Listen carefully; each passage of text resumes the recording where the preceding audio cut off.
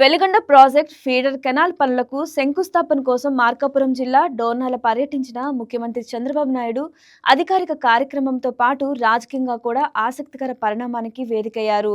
అభివృద్ధి కార్యక్రమాల మధ్య గంటవానిపల్లికి చెందిన వైసీపీ సర్పంచ్ ఎంకంటి రమాదేవి టీడీపీ కండువా ధరించి సీఎంను మర్యాదపూర్వకంగా కలవడం స్థానికంగా రాజకీయాల్లో చర్చనీయాంశంగా మారింది.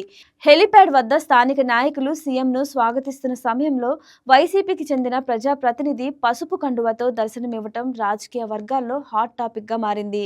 అభివృద్ధి కోసమే సీఎంను కలిశానని సర్పంచ్ వర్గాలు చెబుతున్నప్పటికీ ఇది రాజకీయ మార్పుకు సంకేతమా అన్న ఊహాగానాలు మొదలయ్యాయి.